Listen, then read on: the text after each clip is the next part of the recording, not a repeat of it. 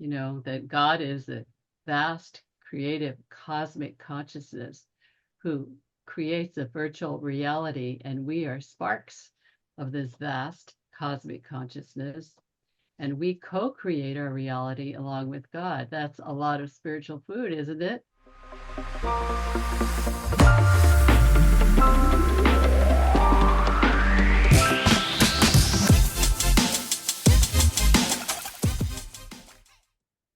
Hi, I'm Marsha Sims, and this is Bernard Haisch. He goes by Bernie, and we are on Your Superior Self today with Trey Downs. Ah, perfection. You don't know how long I've been waiting to have this conversation. We've had a couple setbacks on the calendar, mostly my fault. I apologize. But Bernie and Marsha, I can't thank you enough for writing your book, The Miracle of Our Universe. It's an easy read for someone who doesn't have a background in physics, but it talks about a lot of major points that I'm curious about, and that is consciousness, the model of this reality, and God. So thank you guys for taking the time. Oh, you're entirely welcome. Yeah, these are the easy questions.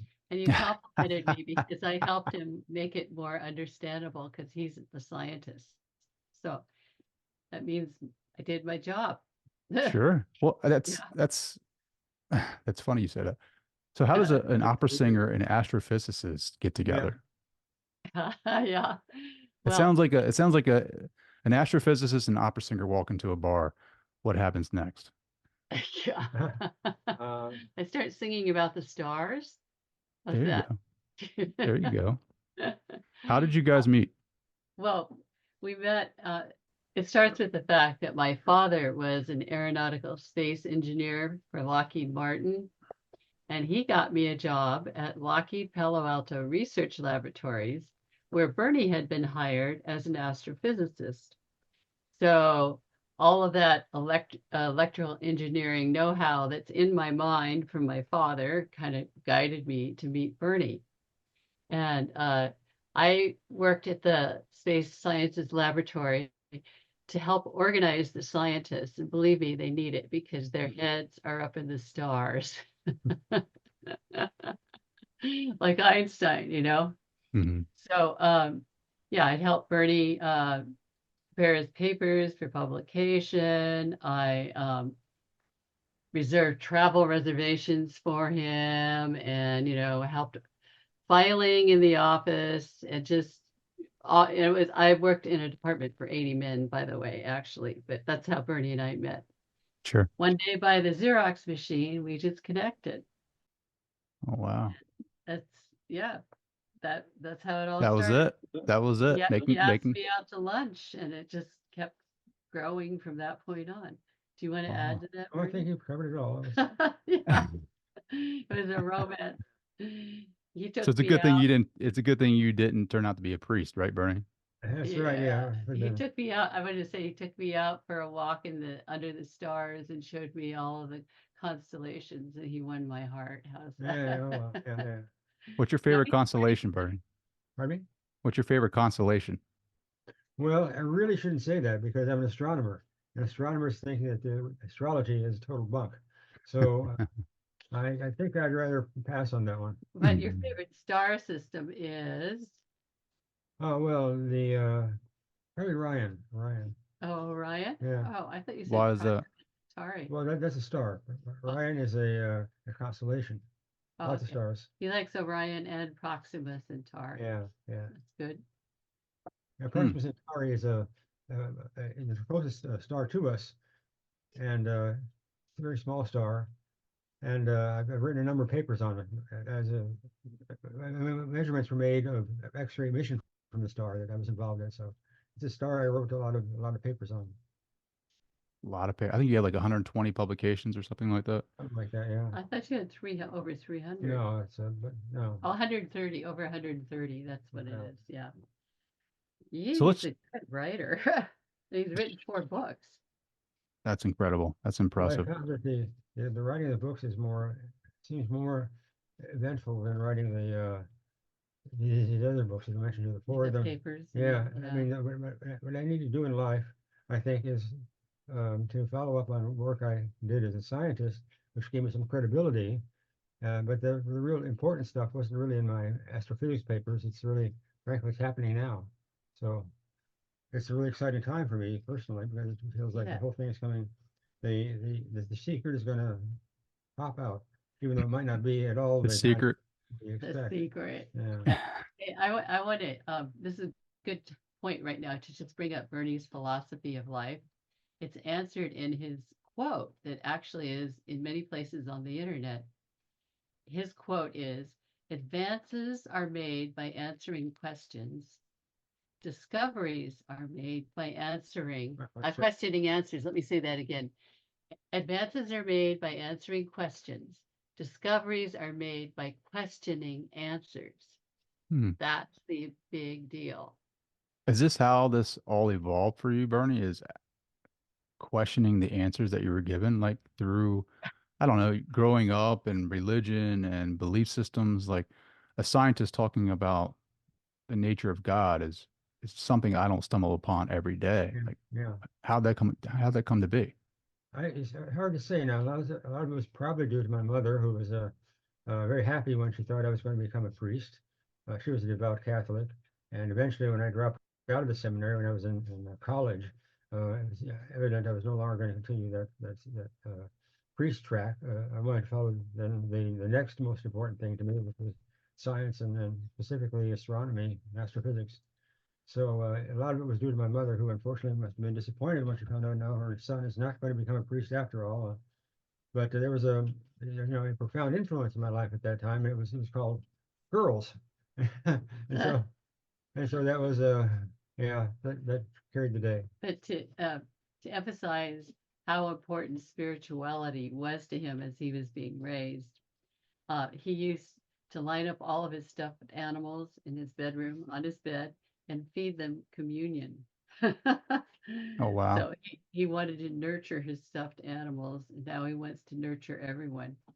Hmm. So what are you feeding the people nowadays, right? Like what are you giving them for communion? You're giving them information, you're giving them spiritual Yeah. knowledge. Sure. Well, yeah, that's what we're trying to do is present this model of God that's much more loving and enhanced, that God is a vast, creative, cosmic consciousness who creates a virtual reality, and we are sparks of this vast cosmic consciousness, and we co-create our reality along with God. That's a lot of spiritual food, isn't it? We are sparks of God. It's very profound. That's the miracle of our universe, Yeah, that's it. that we're part of God. A lot of people don't think that.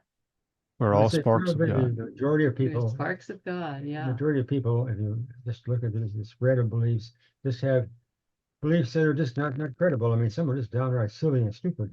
But even a smart person can get sucked into taking literally some of the views of what God is The in terms of dogmatic wanting. historical Yeah, views. yeah, Yeah. yeah, We don't view God as a sex. God is not a he. God is not a she, not an it. God is a vast cosmic consciousness, or the source of everything. yeah, If God is, that God is a vast creative cosmic consciousness who creates a virtual reality, and we are sparks of this vast cosmic consciousness, and we co-create our reality along with God. That's a lot of spiritual food, isn't it? Not a desert patriarch. God doesn't sit on a throne surrounded by angels, floating on clouds, and getting his name continuously praised in song. God is much more than that. We have our religions historically around the planet have tried to anthropomorphize God, but that's not what God is. That's the miracle. We have to look much deeper and much further to really experience God. And it's actually not that hard, because all you do is go within, still your mind, meditate, and you can connect with God because God's right inside you. We're sparks of God. It's beautiful. yeah. Is that how you connect with that consciousness is through that meditation, through that? Like, I mean, how do you know that you're connecting with that, right? Well, I know because of my near-death experience, really, because I got to see the other side. I think it's different for everyone, you know, connecting with God, the spark of God inside you is a very deeply emotional, spiritual experience. You can't measure it in a test tube. You can feel it. You can't measure it on a ruler, you know, you can't uh, explore it in a lab. It has to come through your experience and how you observe it inside of you. But looking within is the most important thing. And I had an awakening of the heart and I saw this. So I could tell you about that too. Where would you Absolutely. like to Well, start? tell me Where do about you the want near-death me to start? experience. Like what did that look Oh, like? okay. When I was 16 years old, I was vacationing with another family. My sister and the family had three boys, and we were out body surfing at a beach south of Santa Cruz, California. It was called Rio del Mar. It was spring break, and the weather was a bit volatile, and there were some big waves. So I thought, oh boy, look at all this wonderful body surfing. I was a good swimmer, so I didn't worry about it. So there I was, jumping in the waves, and all of a sudden, one really huge wave just came over me and sucked me under.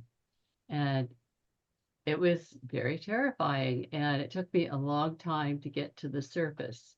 But I'm a good swimmer, so I kept swimming till I got to the surface. And I noticed to my horror that I could no longer touch the sand. And I was quickly swept out to sea. Very quickly. The shore got more and more distant. The people looked like little ants. I could hear my sister and my friends screaming for help. And I just kept swimming, and little by little, my terror relaxed. And I had a little parting in the curtain or the veil, which separates our physical reality from the reality on the other side. I What happened is my ancestors appeared to me, and it was really beautiful. They were kind of like white and ethereal shapes.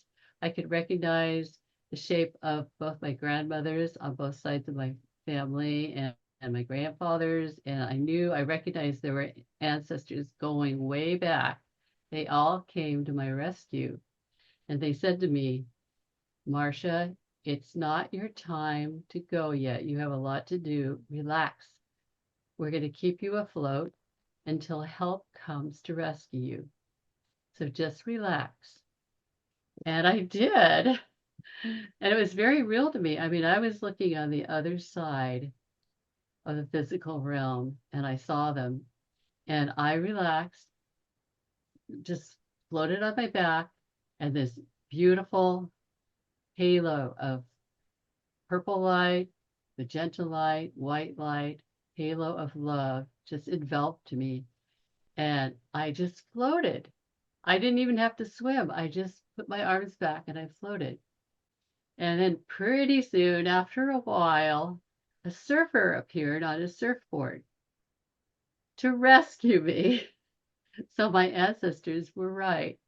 The surfer pulled me up on the board and he got me out of the riptide by taking me perpendicular to the current and circling around to the shore. And at the same time, another surfer rescued my father, who had tried to rescue me in an inner tube. So we both got saved. So what I heard from my ancestors was correct. Voices from the other side. It was really beautiful. Of course, I had hyperthermia, and it took me quite a while to recover, but ever since then, I've been able, like the curtain has been pulled back just a little bit. I've been able to peek through to the other side. I don't completely see it, but things come through. And when I was 19, I had a high fever and I went into this trance in a yoga position that I did not know about at that time. And I reviewed 32 of my past lives. And I was able 32. Yeah, I was able to see these because of my near-death experience. Yeah, I don't exactly see that number 32 just like clicks in my mind, but I don't remember all of them. Some of them are very distant, but the one of the ones that's important that I remember was when I was a man sitting on the banks of the Yangtze River in China, casting the yarrow sticks, the I Ching, and I looked right into the eyes of Marsha, and he knew that he was going to be me, and I knew that I used to be him. How's that? That's Soul awesome. connection with a spark of me. Yeah. So what does that do to your belief system? Definitely opens it. Yeah. Dismantles it a bit, maybe. I don't know, changes it. I mean, Just battles. some people cannot come back from that, right? Some people, when you rattle or when you crack that foundation of their belief system, like I don't know, it does something to them. So Well, I someone think, who, yeah. just go ahead. Oh, well, I think I was young enough that it didn't really crack it. I didn't have it solidly set, because 16, you're still growing up, still setting your ideas about what it is you want to be. I didn't even know what I wanted to be when I was 16, really. So I think if I'd been in my 40s and I had that, I think it would have been more difficult. But at 16, I just assimilated it. My parents thought I was kind of kooky, and my sister thinks I'm kooky now, but she listens to me.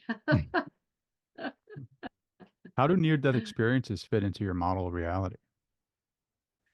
Oh, that's really important to our I reality. would say so. Yeah. Yeah, it proves that our spirit lives on, Well, it that must we're have, not just uh, blood and flesh and bricks and well, mortar, it's right? the belief that you come back again makes possible this whole sequence of lives that can continue throughout history. And the good thing about this is that there's a reason why you don't remember uh, a life from one time to the next, and that is if you came back to today and looked at what you've done in a past life or two or three lives ago, you might be appalled at something that you've done. Maybe you were a bank robber, maybe you were a pope. I don't know, but you had this opportunity to come back to this realm and do the things that you either wanted to do or were ashamed that you've done or any such thing. You've got this second chance to work on this and try to up yourself because you've forgotten the old one, the old life that caused you problems or maybe caused you great happiness. So the whole system is based upon the reality of reincarnation, and that then gives you also a sort of cause to believe that it's not all hard. It's actually horrible when you die.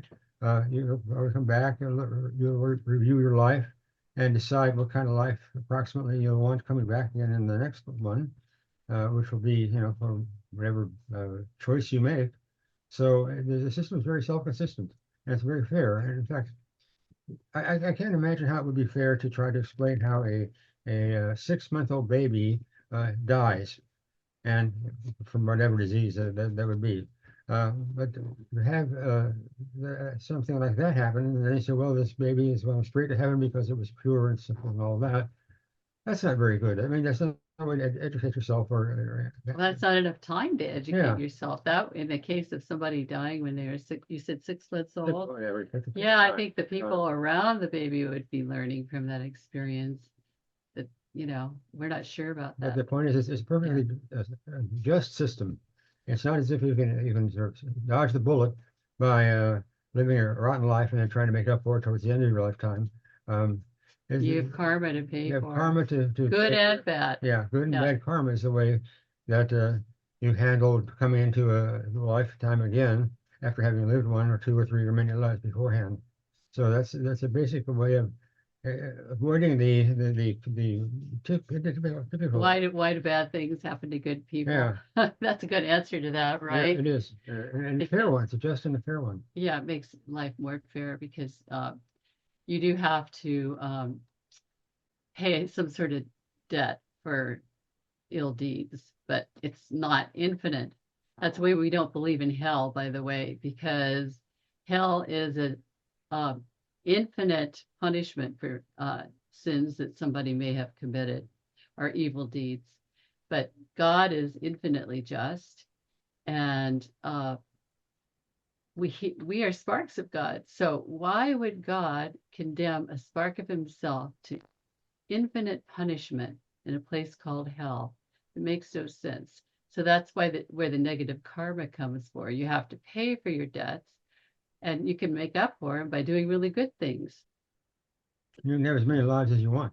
Yeah. Really, So you asked why is this important to our model, our God model? Well, near-death experiences and reincarnation provide evidence that we're not just the result of some chemical evolution of molecules, but we are immortal spirits ever seeking to improve ourselves. Hmm. That's how it fits together for us. And I want to say that we were good friends with Professor Ian Stevenson, the psychiatrist from the University of Virginia, who studied around 3,000 cases of children who claimed to remember past lives. And he concluded that emotions, memories, and even physical bodily features could be transferred from one life to another. And his protege, Dr. James Tucker, did research on the case of James Leninger. And that's a really powerful case. At the age of 2 or 3, Leninger started remembering the past life of James Houston, an American pilot who has been shot down in World War II by the Japanese in the Pacific Ocean. And his memories included the details of an aircraft carrier, the first and last names of a friend on the ship, the location of the attack that killed him, and the nature of the hit that brought down his plane. All details were later confirmed to be accurate. He even met the friend on the aircraft carrier in a reunion, and the friend confirmed that Leninger's memories of Houston were correct. Hmm. So that's really powerful evidence for the immortality of our souls. Sure. I don't know if we hit on this or not, but like your model of God, right? Of this reality is that consciousness is fundamental to this reality, and that right. it is a virtual reality or a simulation. What is the difference between a virtual reality and simulation? Is there a difference? No, not really. It's No, very, because when I think of simulation, I think of like back in the day playing Madden or something like that, a football game, and just hitting, simulate, right? And then you'll get different score outcomes. right. Now, Tom Campbell has this idea or concept where there are a bunch of constructs created at the very beginning, and God or whoever, I don't want to say God, but like the run button was hit, right? And all of the rules and the constructs essentially run this model of reality, essentially. I Right. guess that's like similar to a simulation. I guess that's more similar to a simulation type or a virtual reality, but it always, I guess I don't know that there's any difference between those two choice of words. Yeah, we believe God was a mathematician, and there are a number of books that were written about this, and that this simulation is actually the result of a mathematical algorithm. I believe Tom Campbell believes in that also. sure. And our simulated reality is so well rendered that we cannot distinguish it from physical reality. I guess to me, the simulation part just makes it sound like it's kind of like predestined or we have lesser control as a virtual reality. Like in a virtual reality game, like I can put a headset on and go through that reality and kind of navigate where if I hit run or simulate on a sports game and just have that game simulate itself, it feels like I'm just letting it do its thing on its own, not really having a whole lot of choice or I guess like involvement in that game, if that makes sense. Well, I think, Yeah, but our free will is what makes it not predestined. yeah, it's definitely That's free the will is free will essential. is essential. Yeah. So what's the relationship between, do you believe in like, I mean, obviously it sounds like you're big advocates of free will, but do you Yeah. think there is, you come into this life making, I think you said something about you choose what lives you come into. Do you also choose the events that unfold during that life? Is that your choice at the very Yes, beginning? yes. I think But you what, could change it. You have free will. what I think happens is that you have variety of choices when you come back. So you are given the opportunity to view potential next lives, what might happen in your next life, by being shown these projections of you in the next life. You might be a crook, you might be a cop, you might be An opera singer, an opera singer, you might be an astrophysicist. astrophysicist. If you were a woman, you might come back as a man, and a man as a woman. You have all these options to take a new life, kind of shape this new life. Let's shape it a little bit to what is important to you, what kind of things you would need to work on, and then you enter into that life. And so it's not as if you don't have any say in this. You got a lot of say in it, but and the say is just your authorization to pick the life you want. And if you pick one that's really different than what you have at present now that you have died, um, that's okay. You can do a different thing if you want to. It's just all up to you. It's always up to you. And that's the key to free will, is that it's all up to you. Yeah, so it's not predestined. I mean, it's predestined from the perspective that when you're on the other side of the veil in your spirit form, uh, which some people call heaven, and it can be a heaven if you want it to be, um, you plan out what your next life is going to be with spirit guides and higher beings, angelic beings, most likely. And you decide what you want to do. So you have a life plan, but because we have free will, once you become human, you have the opportunity to change the path. You can deviate from the path. Yeah, You're not stuck. You're not stuck, right? It's not just like the wheel of fortune and there's nothing you can do to change it. No, Well, how do you because change it, right? Like, how do you get in here and you want to change your reality? Like, you get dealt a hand, right? Some hands are better than others. Yeah, How do you change those? a lot has to do with parents, I think. You get to choose which people are going to become your parents, and that, of course, will then formulate an environment that you live in, which may be conducive to this or conducive to that. So you have this choice that then influences what what your new life is going to be like. but you also, I think what Trey was saying is he wants to know how do we change it once we're on a path. So I can think of an example.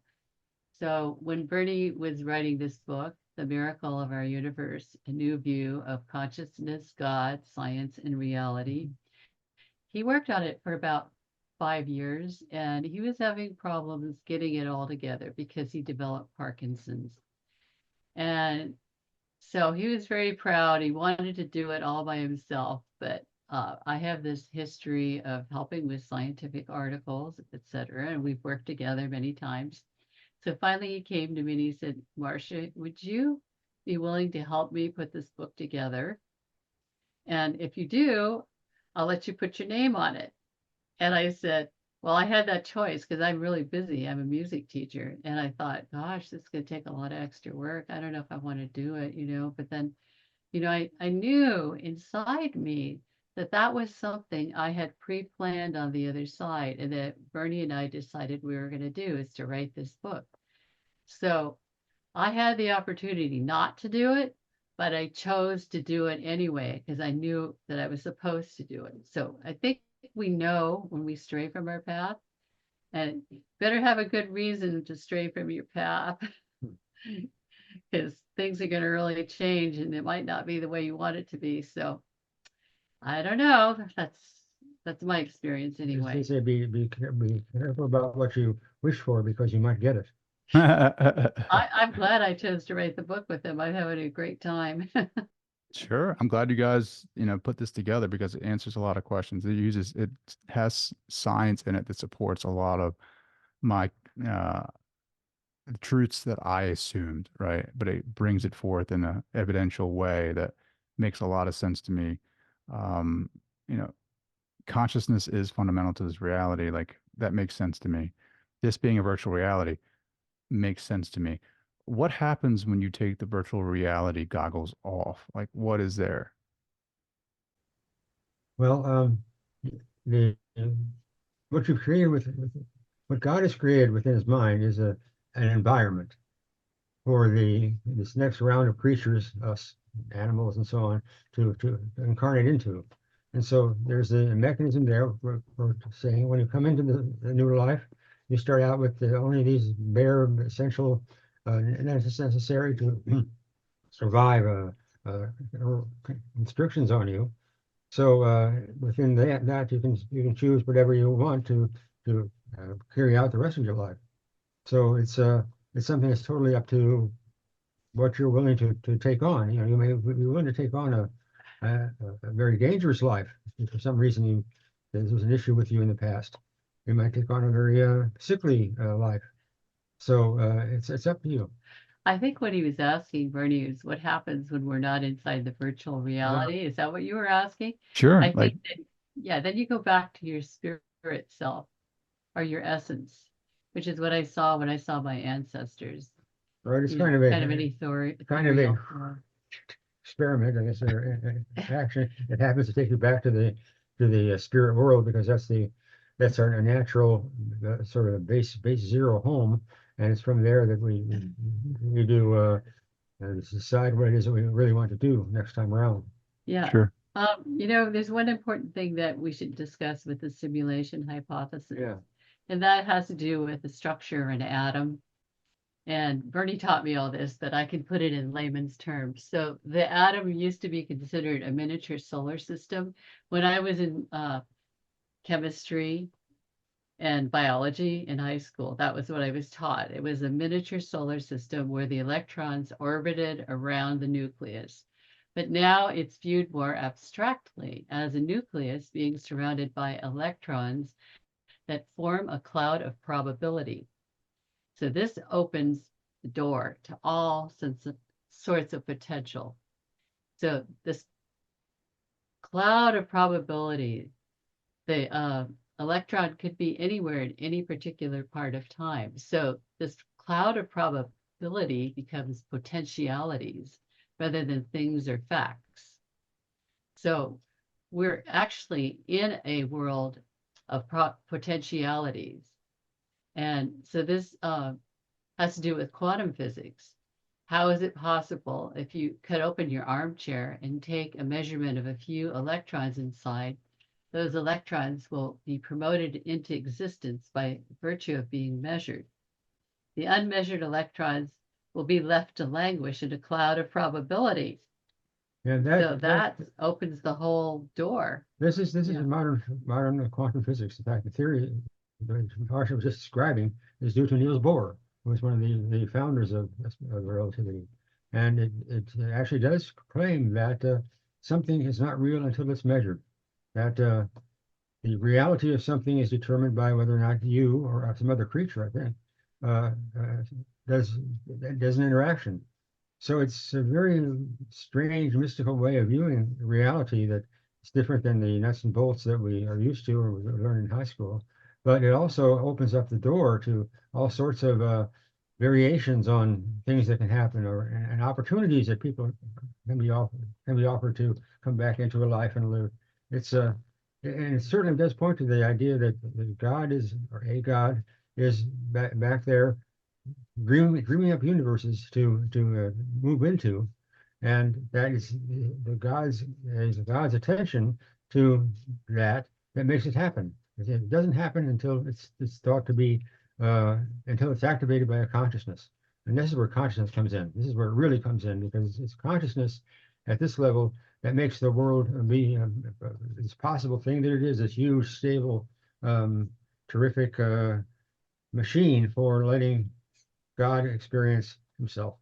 hmm Have you guys read all of Robert Monroe's books? No? Not all of them. I've Have read you some have you of read them. the third one? Have you read the final one?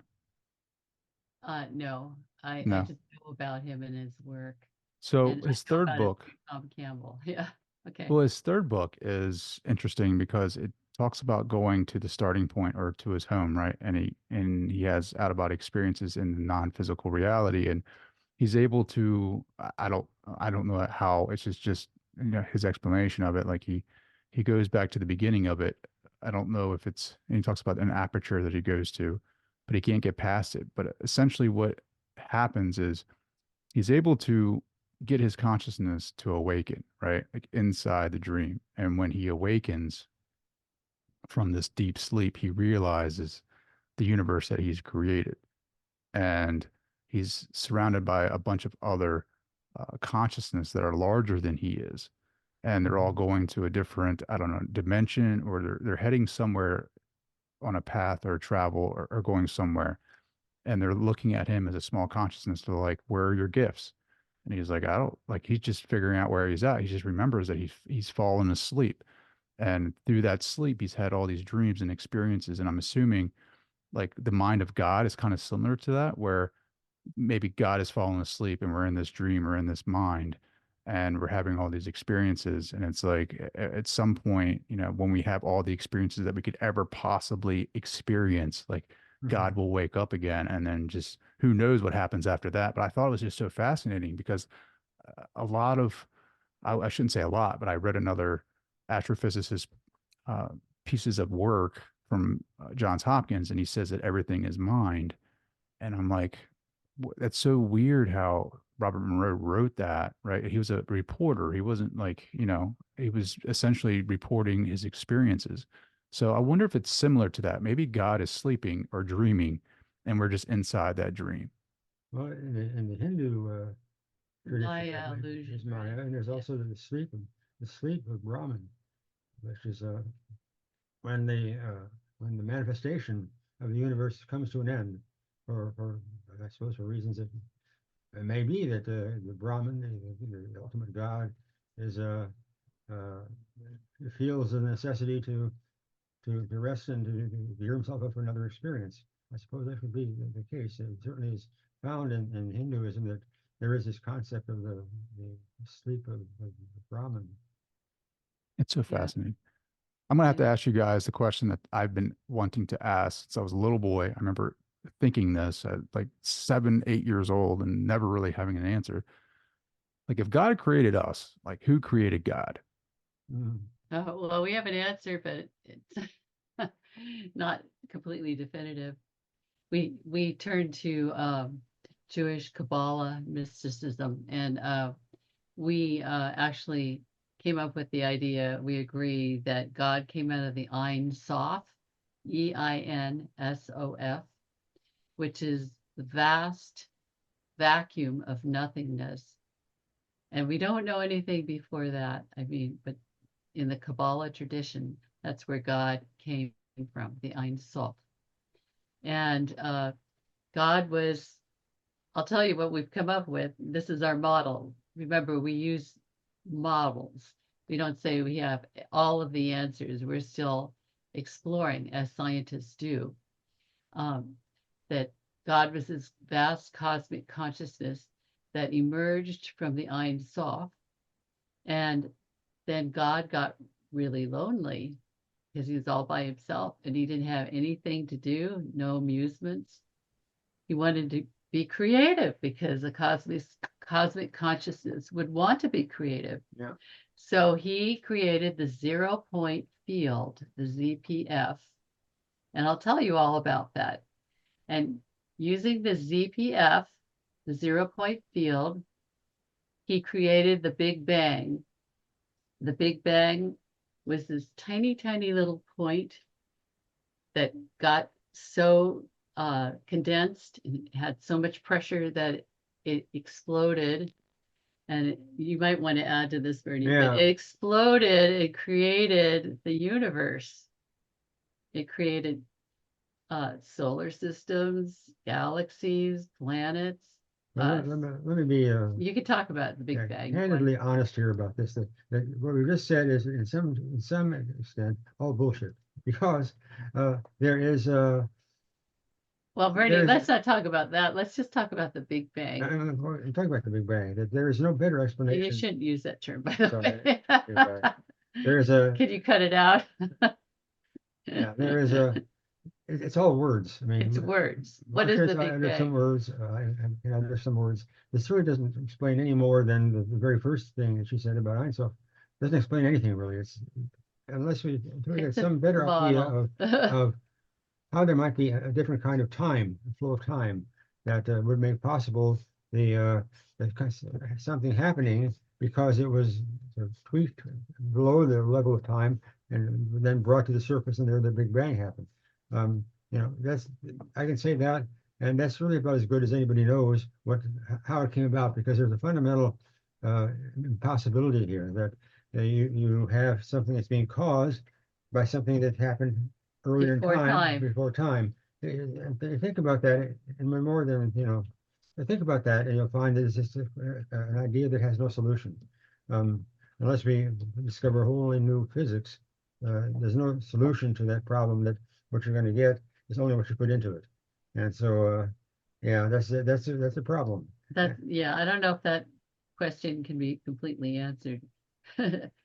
It's beyond our understanding as humans, probably. Yeah. Sure. I don't think we have the capacity to understand it in the form that we're in currently, right? Unless you have like I a don't think full so awakening. We had a talk pre-chat right before we started recording about UFOs. We were talking about Jacques Vallée's work, your buddy of over 40 years, and dimensions. What are your thoughts on that, Bernie? I mean, as far as like alien life form UFOs, like, do you believe or disbelieve that there's something out there greater that's, in the universe trying to get our attention? I think we're at a marvelous point in time now, because I have tried to keep track of what's been happening in the media, in newspapers, magazines, opinion columns, things like that. And it looks to me like we are really on the verge of having a final disclosure on the existence of other civilizations, and have a meeting of the minds, whatever the alien minds might be. I'm really kind of excited that it looks to me like this is coming about. Now, it may not come about in a way that makes us happy, because further advanced civilizations than us are liable to not be that attractive to more advanced civilizations to associate with, to hang out with. Well, we don't know yet. Yeah, so yes, I feel that there's a strong possibility that this is all going to come to a head this year, because it's moving, it's like a train moving kind of rapidly. And He's excited by all the congressional hearings that have been going on. Yeah. We have It's senators who are actually interested. Right, we attended a talk in Washington. It was organized by the senator from Maryland, I think, and a couple of the members of the Congress. It was a 2 hour long discussion of the interaction that Navy fighter jets have had with UFOs. That was something that was discussed because it happened. And you can imagine, for example, the two fighter jets flying side by side, about 100 feet apart. At jet speed. This is amazing. Close fighting.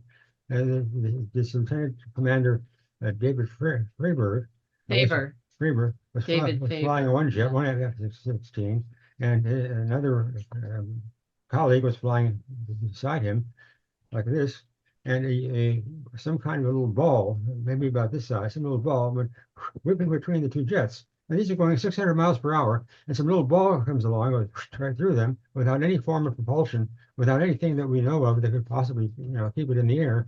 And that happened. And this was actually discussed at the meeting that we went to in Washington. So I don't think it's possible to put the cat back in the bag. I think the cat is out of the bag, and it could be very interesting. It could be a very challenging time. Well, the fact that UFOs have been captured on U.S. Air Force equipment, radar, and naval radar, I mean, that's pretty powerful.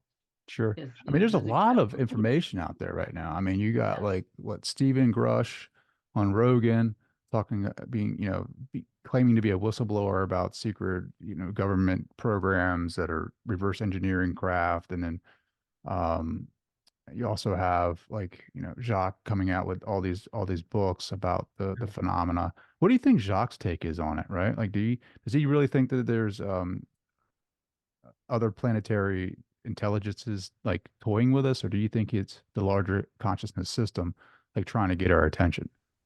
Well, I shouldn't speak. Can't really speak for Jacques. He's got a brilliant mind of his own.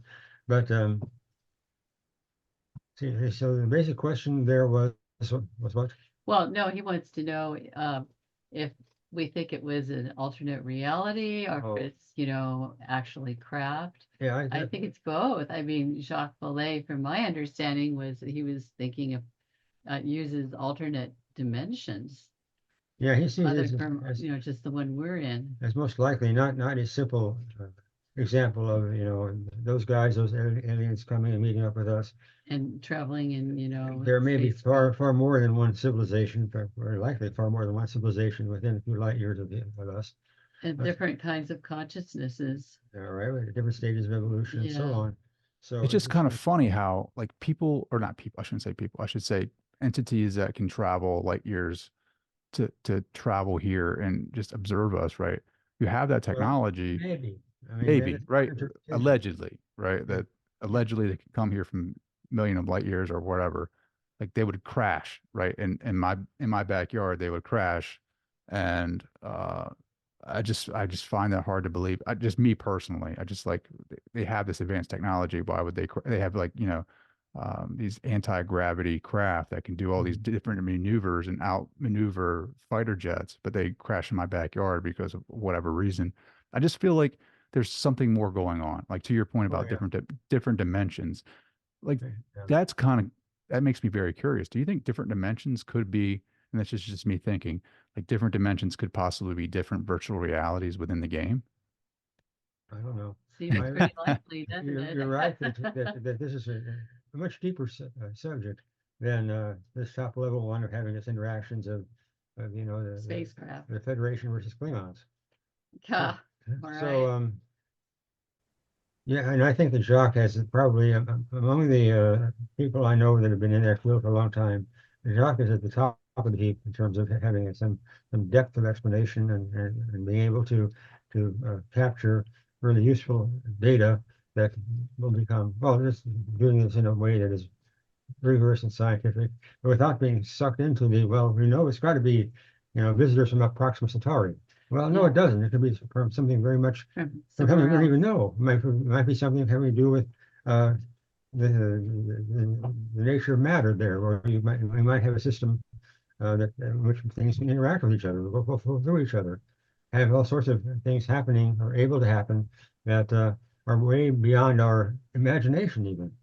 So, Imagination. He was a protege of J. Allen Hynek yeah. also, who Yeah, is yeah. head of Project Blue Book. So he has a lot of insider information. One day he'll be on the show for Yeah, sure. I One bet day he'd he'll have be on the fun. show.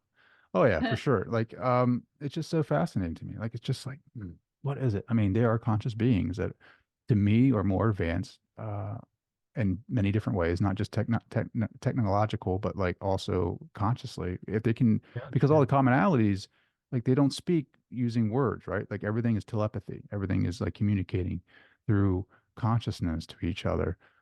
I don't how I mean it just blows my how are they doing like that means like somehow we are all connected, whether that's to the 0 point field or just our consciousness are connected. Yeah, how are they like linking up with us and sending us messages? And maybe they're I don't are they benevolent? Are they are they not? I don't know. It's just that natural curiosity that creeps in that is just so fascinating. And Well, go ahead. I would like to tell you a little bit about the 0 point field because you brought it up again. I mentioned it earlier, and this is actually really important to Bernie's scientific side and his research. So he has a passion about the 0 point field, the ZPF, and its attendant energy, the ZPE, 0 point energy. It's broadly recognized as a vast field of electromagnetic energy. It's also known as the quantum vacuum field, or the QVF. It represents energy that's underlying everything in the universe, even where there is nothing else but vacuum. It's composed of a combination of every frequency or wavelength that exists. Some are short, some are long. It's perfectly random. And it's an infinite source of energy that was already known to Einstein and Max Planck.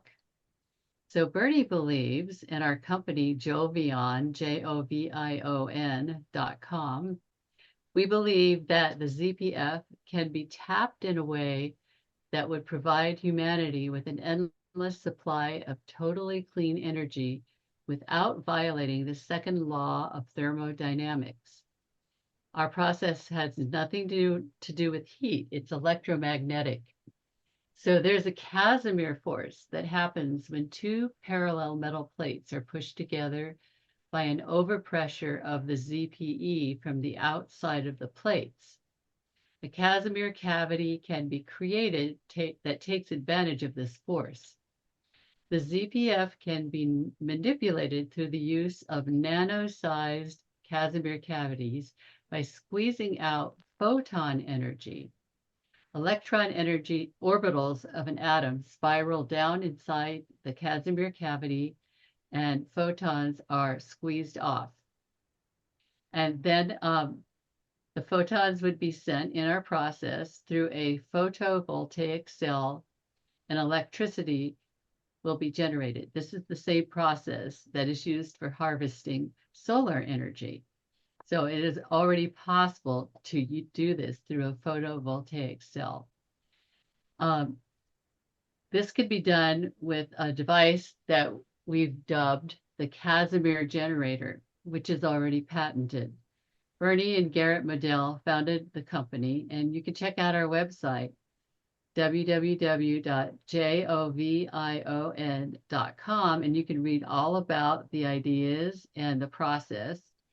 And I helped write everything so that it's in layman's terms. It is scientifically correct, but you could read it, Trey, and you would understand it. I hope. So you can tell me if you don't understand it after you read it. Probably good. Bernie's looking at Anyway. you like he's not going to understand it now. Yeah. Anyway, it could be game changing because it's a revolutionary clean energy technology that would combat climate change. It requires no fossil or nuclear fuel, emits no waste, carbon, or harmful byproducts. And as we said earlier, the ZPE may be an expression or thought of God. So we're actually still trying to develop a prototype. And if any of your listeners are interested, we'd appreciate it if you would visit our website. And we are seeking funding so we can build a proper Kazmir cavity at the nano size specifications. So there you have it. That's so interesting. Throw it So, out there because it's part of our theory of the virtual so an reality. alternate source of energy, essentially. Yeah, it would be. What are we talking about as far as like what this thing can power, right? Like if you build this technology, like what are we, prototype, what are we Yeah. thinking as far as like how much this thing can supply power to? I've been guessing about the same as a car battery. Mhm. Roughly. Yeah, It's yeah. portable. And- You can bring it anywhere. You don't have to use an electrical outlet. Can power cars. Right, so we've done some preliminary work on this. We had a bit of funding from the state of Colorado and University of Colorado. University of Yeah. Colorado. Yeah, so we were And a naval grant, right? And a naval Star Wars grant. and we have yeah. unfortunately this device sort of metaphorically, sitting in a closet behind the closed doors and nothing's happening. We need to get a better Kazmir cavity. We were only able to use prototypes. So Mhm. prototype means not exactly the correct size Yeah. to prove it definitively. We've gotten some good results, but Sure. yeah, So a car battery that never dies. Yeah, it would be, exactly. yeah. Wow. Getting all the energy, it would be sucking energy out of the vacuum. And Not so- out of the vacuum, like so out of see- the electromagnetic zero point. The electromagnetic zero point field. So you see that is connected to UFOs, right? No propulsion systems. What do you think they're doing? They have Kazmir generators inside them. Maybe. Maybe. We don't know for sure. So if you get enough funding, like, and you get the dollars to I guess increase the size of these prototypes or the size of these mechanisms, like what are we talking here? Could you essentially at some point power cities? I think you could, Yes, I because think so. you would install these things at the Individual households. where the source is now for You other. don't need a grid. Okay. Hmm. Yeah. Yeah. You don't need a grid. So this is actually clean energy. It's On clean energy, site. yes, Yeah. yeah. This isn't the kind of Tesla you plug into an outlet, right, and still run off the grid. Like that's not essentially clean energy. It's just an alternate form of energy. This is actually clean energy because you're not pulling from the grid. That's right. Yeah. That's right. Wow. I can tell I got you excited about it. Yeah. Well, yeah. I mean, but Well, do just you think, have a look at the website. Yeah. yeah, for sure. But do you think you'll run into any resistance? I mean, once you get to a certain level where obviously energy companies who don't want this type of technology to come out, like Yeah. do you think about that at all? Like, I've not thought about that yet. I mean, in the back of my mind, I We think about that. we may have unknowingly run into resistance since we're having problems getting funding, but Well, I don't I know. think we're too small potatoes at this point to attract any Yeah. interest. Well, we're trying to get information out via our book and our podcasts and our website. So We put I the yeah, don't know. information out there and Yeah. we see what happens, and we go out and talk around the subject with other scientists. And It's sort of like the field of dreams. Remember, build it and they will come. oh yeah, So we're putting the absolutely. word Build out it and they there. come. Yeah. Yeah. Put it Yeah. out there and see what happens. I love that. Do you think other scientists are working on the same thing? probably not, because when I look at the journals, there's plenty of stuff for the physicists to work on that is sort of guaranteed by They're by the mob that this is where good science is done. You should be in that group. it's If more not, thermonuclear power, right? Is what they're doing. no. Or Well, the fusion. yeah, fusion. Yeah, They're that's right now they're preoccupied with fusion, because that would give. hot fusion, Yeah, you're right. Hot fusion. because they have made some advances. And then after 20, Apparently, after they only have. 35 years trying, which is about right, they finally got it to work at one time. Uh, Generated energy for about a billionth of a second, and that was enough to finally be the proof that was, they said nowadays, necessary to accept this as a legitimate scientific Yeah, so experiment. it's all political, and so the fusion enthusiasts have managed to get the funding, and so they've gotten the attention. Hmm. So I think that's one of the major issues here is maybe it's important. I think it's important to open the perspective to fusion alternatives. Yeah. Yeah, not to Hmm. say that it doesn't work. It must work because they had a good response, but maybe it's not the best avenue. Sure. Of course, they spent several billions of dollars trying to get it to work, and it finally did. So it's Well, they're not going to give up if they spent several billion yeah. dollars. Yeah. Yeah. Sure. Right. I mean, would you? I wouldn't. Right. Like it's. No, it's highly political. Science is highly political. Yeah. Which leads me to my last question because I have to ask you this. Okay. Just I really, you know, to take it back home to the reason why I picked up this book is to understand more about consciousness. Like, what is consciousness? Well, Consciousness is awareness.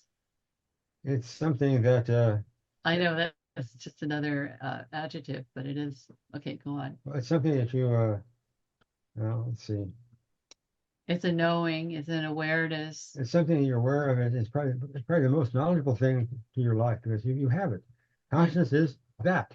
It You're goes aware that here. you're Trey, right? Yeah. You don't have to worry about that. Your daughter's aware that she is her. Yeah. So Yeah, I contend that you shouldn't really expect to explain consciousness because it's sort of rock bottom. When you're at the rock bottom of something, it doesn't do any good to try to drill deeper when you know there's nothing down there. It's deeper. So that's probably the rock, you call it rock bottom. I That's think the we've got rock source. bottom of Consciousness is the source. right. And so it's Yeah. no use trying to get any better than that or bigger, but understand exactly how and what conditions it can be created and what its parameters are for. And you get the idea. Sure. Now, you've said that we're sparks of that consciousness, that source consciousness, God consciousness. Yeah, Indeed. Yeah. Do you think that God is conscious of us individually? of course. Hmm. Definitely. We have direct connection to God at all times if we seek to explore it. Hmm. I love that. Yeah. Yeah. We I have to love that. open though, you know. That brings me to what I want to say about how do you get your guaranteed ticket to heaven here on earth is explore the spark of God that's inside you. And I saw it with the awakening of my heart that I had with a mystic. Her name is Gangaji. She walked into a satsang. I looked into her eyes. She looked into mine, and she opened my heart. I had an awakening of the heart, and I saw the great consciousness of God. My heart palpitated, tears of joy streamed down my cheeks. I closed my eyes. I had swirls of purple, magenta, and white light come out the crown of my chakra, or my crown chakra. And I looked inside the room. A satsang is where people that are making inquiries sit with a master and ask questions.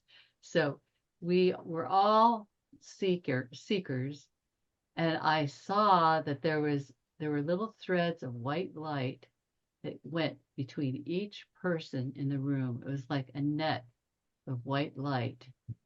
And I saw the spark of God in every single person in that room. And it was so beautiful. I was overwhelmed by that. And so that's, to me, was my guaranteed ticket here on earth as a human being, that I could see my spark of God joining in the web of the spark of God of everyone around me. So it's important to open to that. A lot of people are closed down. And how do you open to it? Well, you need to meditate. My secret for meditation, there are many paths, but the one that works for me is I still my mind. My mind goes round and round, kind of like a little monkey jumping in a wheel. And I need to still it. So I get in a quiet place and I count backwards from 100 as many times as I need and as quickly as I need to until no thoughts pop into my mind. And then I go very deep. I let myself fall into the light of God. And I get a chartreuse green or spring green surrounded by a purple halo. But that's my particular connection. Other people would get other colors too. But that's where my spark of God resides. And so I encourage everyone to try to meditate this way and find their spark of God because it's quite beautiful. Hmm. And if we all do that, we will get a guaranteed ticket to heaven here on earth, and we can have world peace. And it can be propagated by the force of love, which I don't know if we mentioned, but Bernie wanted to add that the force of love is the most powerful force there is. Yeah, that was my finding when I did some studying of these concepts. Um, Yeah, that the force of love is more but powerful than any force in physics right, because it's an emotion. the, It the connects and binds us to research wonderful indicates things. that that the love is a not just a thing, a vague thing like electricity or anything like that.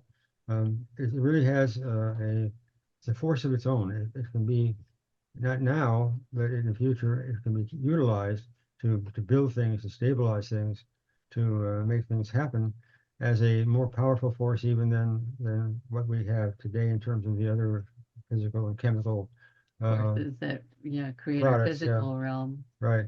which So are actually important, but love is love more is the most important important than thing, and that's not just a pious platitude. It really is powerful in the terms that we haven't been able to measure yet, but that we should be able to measure when more sophisticated machines are developed to do that. Instruments are designed to do that, and we have the intellectual uh, psychic energy or psychic not energy, but the additional psychic ability to understand that. Because now, to me at least, I think love more and and more people are understanding it. yeah, We're feeling it. yeah, What do you think Yeah, we're evolving more towards that? Like it's yeah, more stronger psychic abilities? Like, yeah. what do you I think think, so. I what think types of psychic abilities do you think will evolve to? Like telepathy? yeah, telepathy, psychokinesis, clear audio, um, several types of things, and I've seen there's lots of evidence for these actually, by many of them by a close friend of ours, Russell Targ, who was doing investigations for the CIA and The the Stargate. and Yeah. the Army research Was programs. Stargate the remote viewing program? Yes. Yeah, Yes. Have you guys participated in any type of like remote viewing like no, activities? Oh, I did a remote viewing with Russell Targ. It was really phenomenal. It was Yeah. fun. Yeah. Uh, well, I'm not really able to speak that much about remote viewing. I mean, I think you should talk to Russell Targ. He'd be glad to share it with you. Man, I need to get like we need to become best friends and we need to have like a dinner party with all your pals that like have done all this amazing research with you guys and we need to have like, a come into consciousness like Yeah, dinner. You know what I mean? you know how we met them all was through the Society for Scientific Exploration. Oh, really? It's a society of scientists who are willing to explore outside of mainstream science and think out of the box. And they're all really creative scientists. And some of the best thinkers belong to that society. Sure. So Jacques Vallée belongs to it. Russell Targ belongs to it. Ian Stevenson was one of the founders. James Tucker is a member. We're members. We ran the journal for 10 years. Wow. Yeah, so we met a lot of people. Yeah, in fact, I have to say, just even though I'm looking at you on the screen, Trey, I notice a transformation of your awareness right now. I can see it and just how your face is glowing. It's glowing. It's really lovely. I don't know if the rest of you viewers can see it, but I see it. I think I see it. Yeah. Yeah, So is really. that like, White yeah, light is that coming off like your face. it's not my LED light? No, No, it's coming off your being. Really? Yeah, yeah. So is that something that you guys can do like I don't know, like on a regular basis? Can you guys see this when you go I out in can't. public? No, but I'm I not. can. I'm not You can. really I can, designed to yeah. do the experiments. I can talk about the theory all day long, as you probably noticed, but going beyond theory, dang it, I'm just not really psychically attuned properly, I suppose. But I go along based upon it's my everyday astrophysics life. I'm guided by that, I suppose, to the exclusion of some of the things that Marsha can do, which unfortunately I can't. Well, But it's because of my near-death experience. yeah, I So, I suppose so. mean, it takes something like that. You have to be able to open to the other side. Right. So like you came back with the gifts? Yeah. Well, I mean, they're still here. I don't know if I came, I'm not sure if I really crossed over. I had a foot in both sides.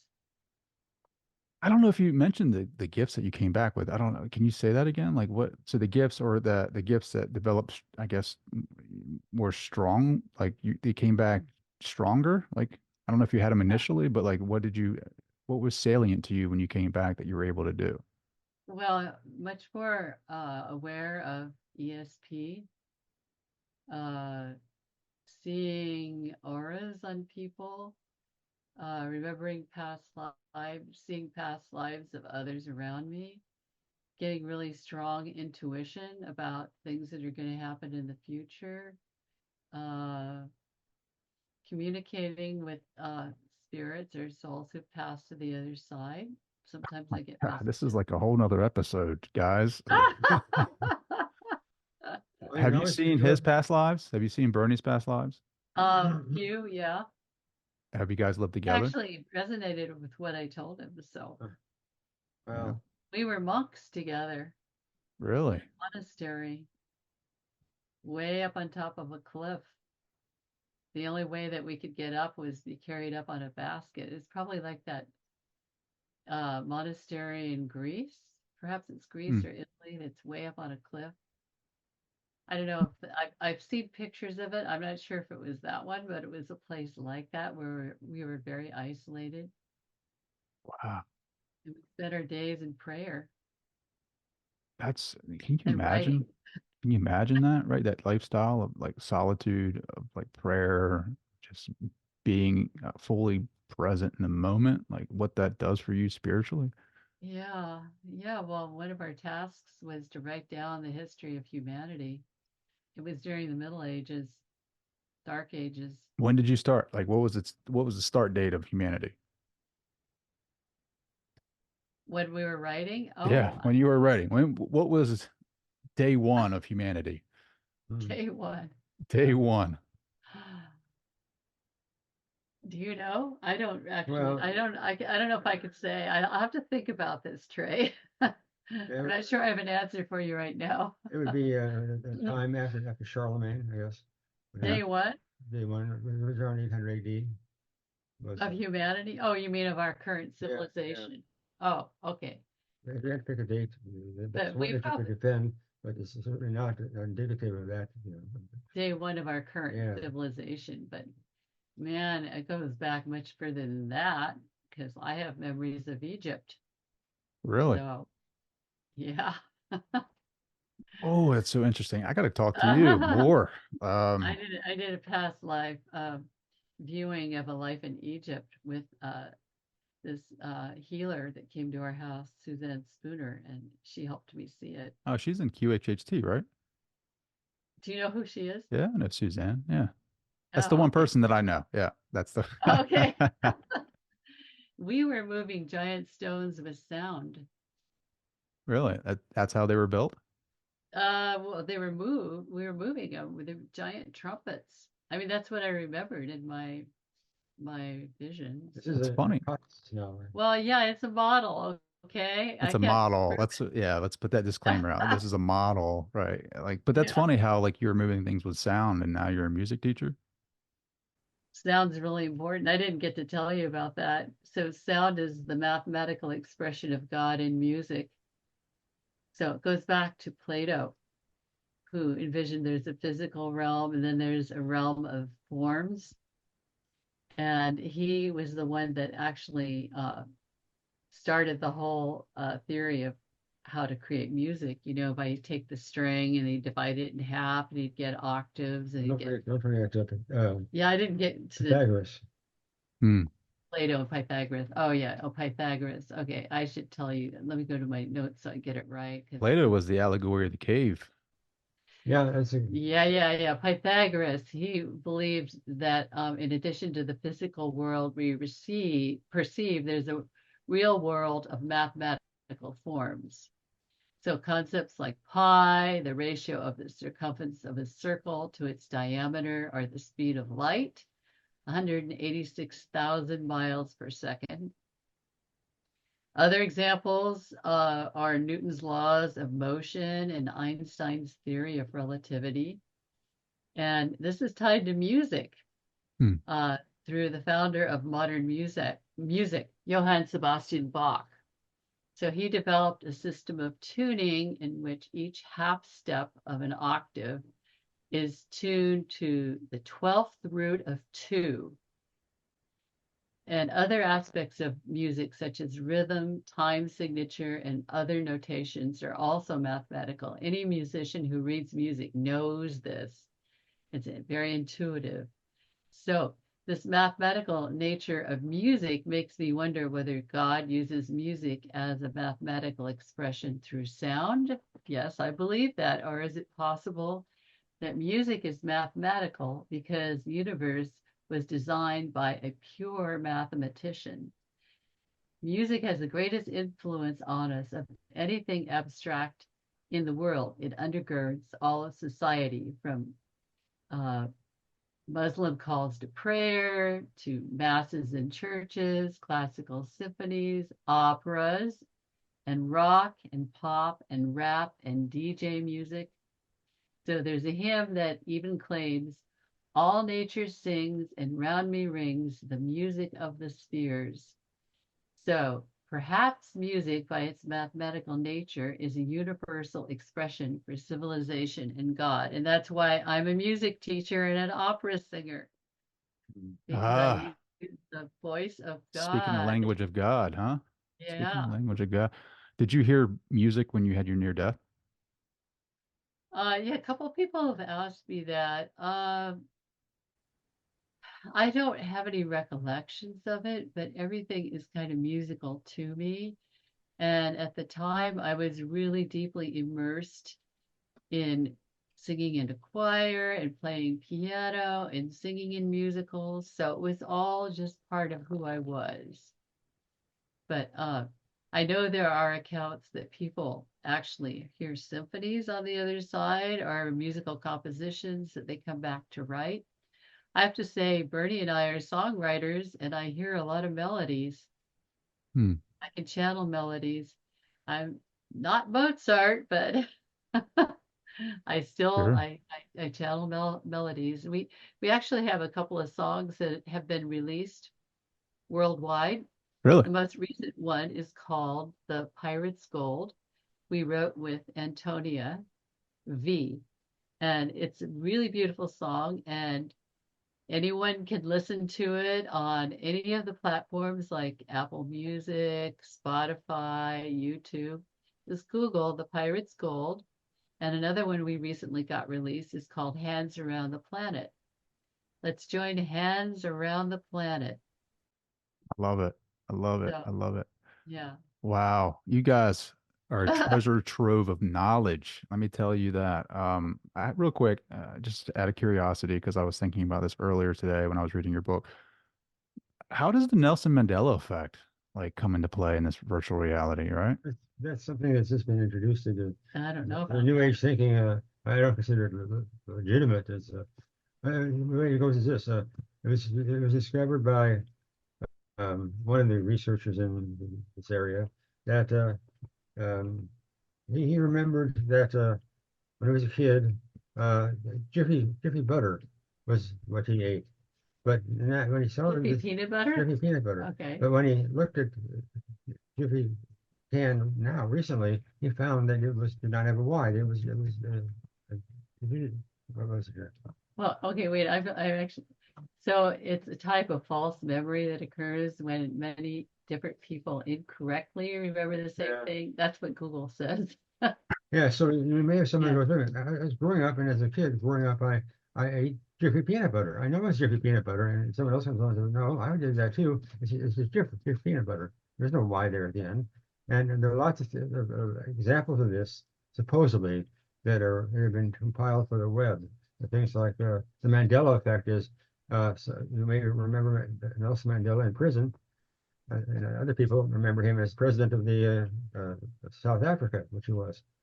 And so it's a comparison of things from a certain time in the past that just are slightly different from what they are now. Or another one I saw was McDonald's. Is McDonald's spelled with an A, M McDonald's, or is it McDonald's MC, blah, blah, blah? Here's an example. It refers to a widespread false memory that Nelson Mandela died in prison, but he didn't really. Yeah, right.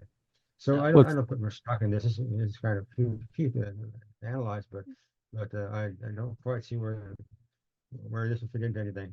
it could be different timelines. It could be a different, a glitch in the system, right? Like because yeah, I remember growing Tom up. Campbell. Yeah, Tom Campbell would say that. Yeah, the glitch in the Like, system. I think for yeah, me, people that listen to this episode or this show may have heard of the Bernstein Bears growing up, right? That was a very popular children's book when I was young, and they Yeah. spelled their names differently. It's like Uh, I remember it spelled a specific way growing up, and then today they totally don't spell it that way, right? yeah. So again, it's an example of that effect, but I think it's a shift in the timeline and maybe a glitch in the system. Bernie, have you ever experienced a glitch in the system? No, no. The Matrix. The Matrix? Yeah, that's an interesting set of movies. Oh my gosh, for sure. Have you ever spoon bend, like bending spoons? Have you guys ever I have participated in that? I've Observed? observed spoon bending. Yes. Yeah. This lady, Jane Catra, actually, we went to spoon bending. She managed to bend a spoon, not just the handle. She held it in her hand and she bent the cup of the spoon, which is practically impossible. Well, how does she explain that? Just Just through the power of her concentration is, That's all it is. yeah, She doesn't know really. she didn't really know. She said that she just focused on it, and she's a psychic healer and she has strong concentration. She just focused on it and it just started giving way. She didn't have to force it or anything. She just said it just gave way. sure. Actually, I have a picture of it, but not on me right now. Yeah. I could show it to you. Sure. Well, I know I've taken a lot of your time, selfishly because of my curiosity, and Bernie's over there yawning, and I apologize, buddy. My goodness, we've been over It's an hour getting and a late, half. but Yeah. we'll have to do this again.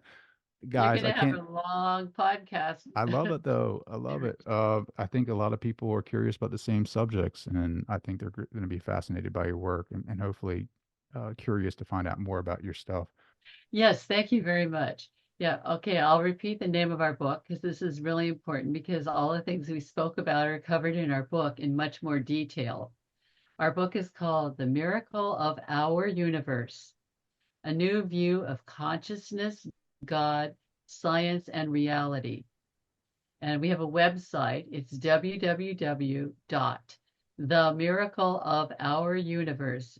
www.themiracleofouruniverse.com. We have a Facebook page, The Miracle of Our Universe. And I have an Instagram page, Marsha Sims, MARSHASIMS 40. I guess it's the 40th time someone named Marsha Sims started an account. I don't know. That's what it is. And so you go to our website, you can read more information about our book, and you can go on Amazon and you can order a copy, or it's also available on all major booksellers platforms. And anything else? Did I cover What about everything? Bernie's journal articles? Oh, well, oh yeah, I want to repeat the science website. It's www.jovion.com. And Bernie, you have a lot of your science articles on Yeah. calphysics.org. Yeah. Is that where it is? Yes, that's where they are. www.calphysics, calphysics.org. And you can Google him. He's in the Wikipedia. He's got a lot of articles in the archives. Where are the archives? There are various different places. Yeah, the physics article archives. There's a physics, the pure mathematical mainstream physics archive at Cornell University. And Cornell I had University. posted a couple of papers on that, but the last paper that I sent to them, they didn't like. It had, yeah. You can see the physics papers on our website, jovion.com. We have a section. It's actually a number of links. It's really powerful, all the scientific evidence that we put together in one location. They're very credible, solid, mainstream scientific articles about the 0-point field. Hmm. So you I can love read it. articles there. I love it. You guys are awesome. Like you're the best. You guys are the best for sure. Just staying with me this entire time and answering my questions. Oh, you're I welcome. can't thank you guys enough for joining the show. This has been fantastic. Great. Oh, thank you, Trey. Wonderful to meet you. Yep.